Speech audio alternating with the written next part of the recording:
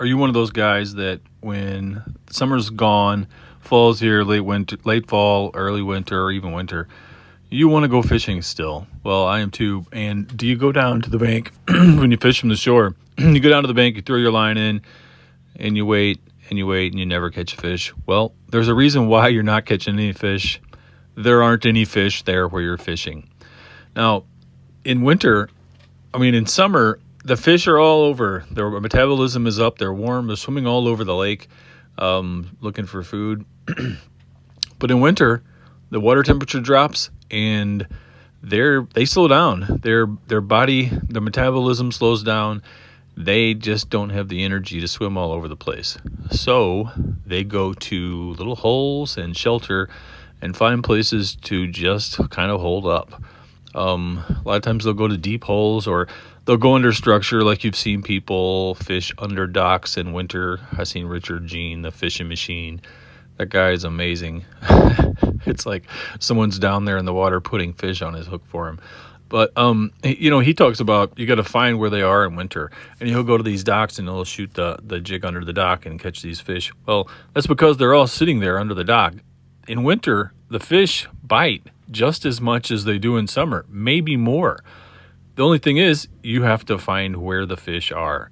So let me show you a little video. On this video, I'll show you a little bit of how I use charts to try to locate fish. I don't have a fish finder. I'm going to get one, but I don't use one yet. So I use these charts to show you the depth and the contours under the lakes and look for holes. And I'll show you that. Let's check this out. So you can see this is underneath the lake, and this lake was built they put a dam up here. So the deepest part is the channel running down the middle. It would have been the original river or stream, but you can see the contours and the numbers, and it shows how deep the water is and where there are little holes. Let me move on to a different one so I can find another one with a better example of the hole in the water. And here it is zoomed out on this particular lake, and you can see it was a river, but it's a lake now. You can see where the holes and the deeper parts are. It also shows you where the docks are and how deep it is at the docks. And if you zoom in, you can see you can look at the depths right at the docks. Okay, here it is zoomed out, and this is usa.fishermap.org. It's one of the two that I use. You can see two big main channels here that are pretty deep, and it shows little hills and crests and ridges as it comes up and gets more shallow. If you look over here, there's a little bay, and you can see how deep it is, and it even shows everybody's dock. So if you want to go in winter and try to hit some crappie underneath the dock, there they are, and it shows you how deep they are. And you got to zoom in order to see these lines. I don't know what they're called. I'm sure there's a technical word for it, but you see the lines where that show you the depth. These two holes are what I'm interested in. This one I've fished, but I didn't have much time. But you can see how all these lines here are on the right are all bunched together. That's almost a solid drop off. And this little hole is a good example of where fish might be. And that's what I was thinking when I looked at this map. So I went over there and started fishing. I only had an hour, maybe even not even an hour, and I caught 6 fish. It was pretty nonstop. I'd say they were at least at 20 feet, maybe a little deeper, not a whole lot deeper. As fast as I could get the lure down there, I was using worms. They would bite.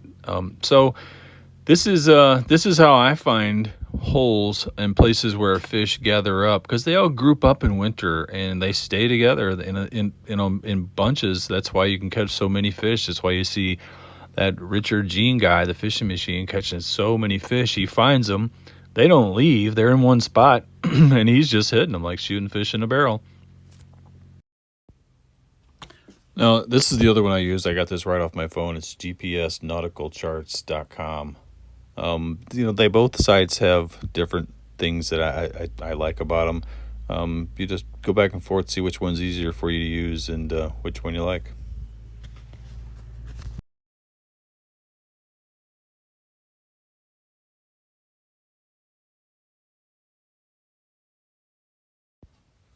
And this is me. Last week I went to that hole I think it was 49 degrees. The water was also 49 degrees. So it was pretty chilly. It was a really sunny day. There was not really much wind, so it was pretty nice. Caught some really big bluegill. It was fun. If you haven't eaten bluegill, they're some of the best tasting fish in the lake. And it's really satisfying when you hook up with some big ones.